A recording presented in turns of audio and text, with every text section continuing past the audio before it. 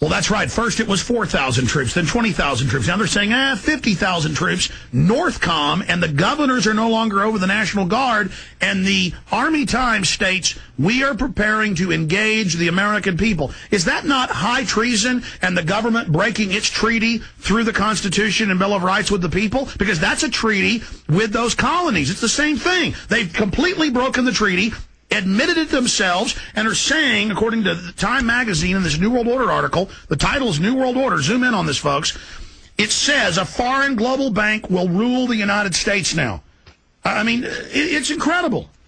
That was institutionalized in 1913, the banks ruling America. And we got to remember that when we went, and I mentioned this earlier, that we were a productive country up until the end of the 1950s, and then they started the switcheroo to making us consumers and emptying out all the production of America. They've emptied that out, and it took them less than 25 years. By the mid-'80s, we were a consumer nation. That's why Bush could say, go shopping. It's because that's what this country runs on now, consumerism.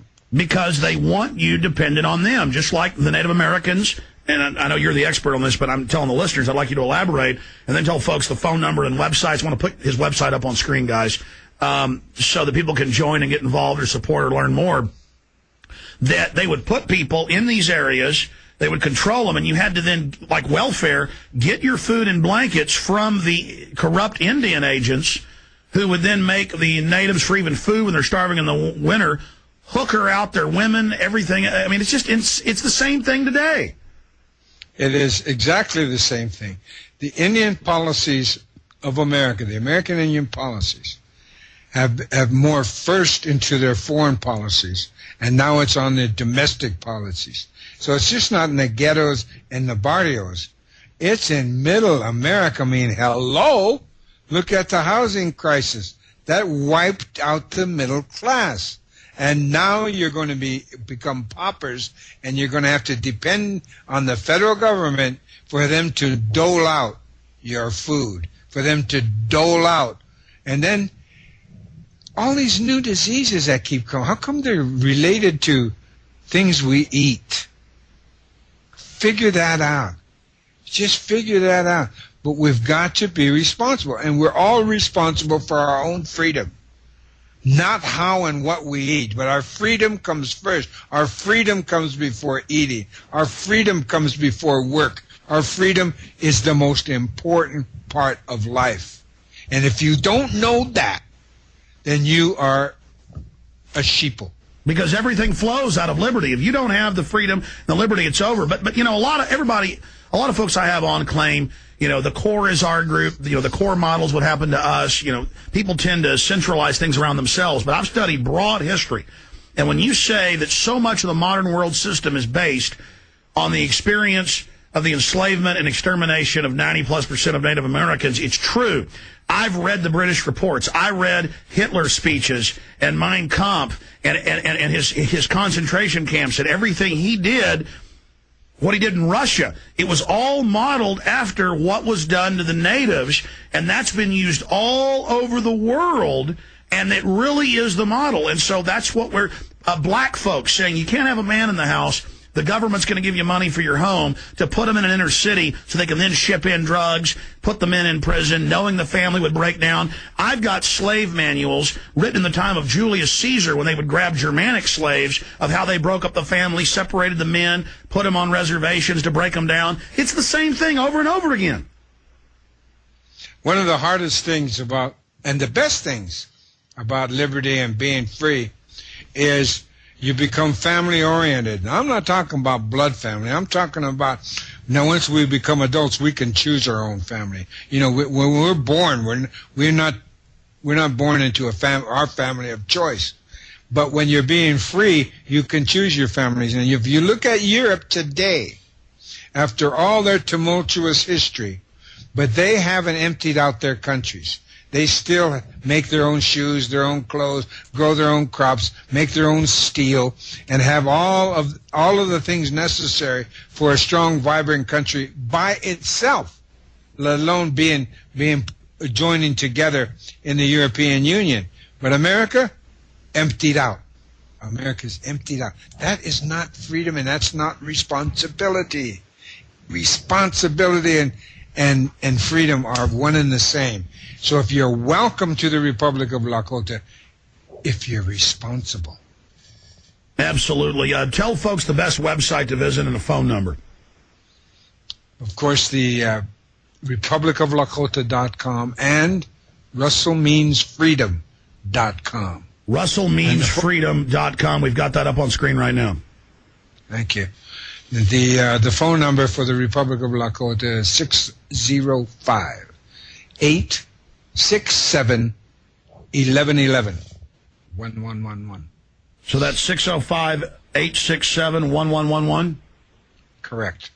605-867-1111. And if folks want to financially support or support by spreading the word, they can go to Russell Means Freedom.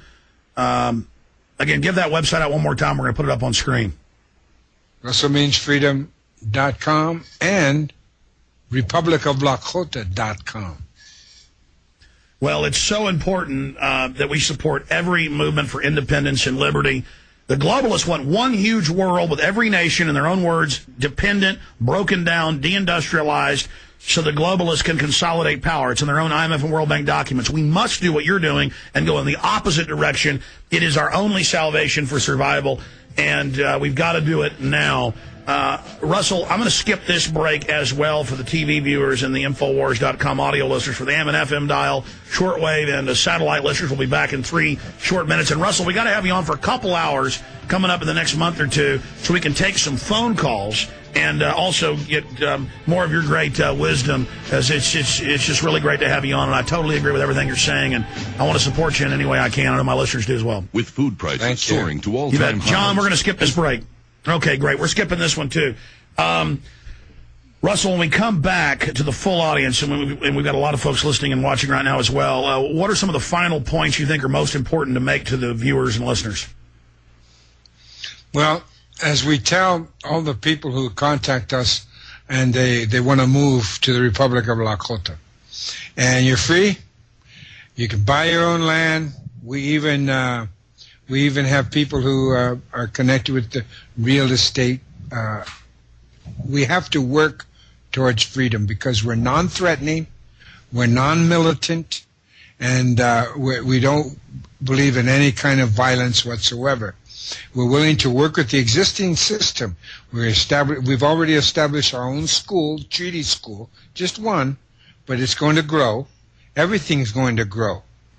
We have a nucleus of people who have moved here and have bought land, and other people are in the process of buying land and moving here. And what we're going to do is work in our own communities to be self-sufficient.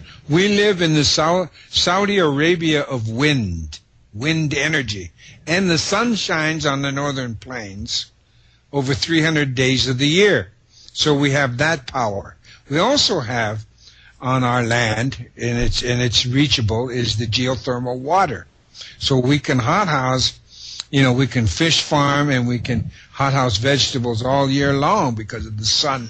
Well, and that possibility. I was just going to add, nothing's done without action. And I love these armchair quarterbacks say, oh, it won't work, it'll never happen. It'll never work and happen if people don't believe it and take action. And exactly. As this crisis comes, we need to be there with the solutions so people have an escape valve.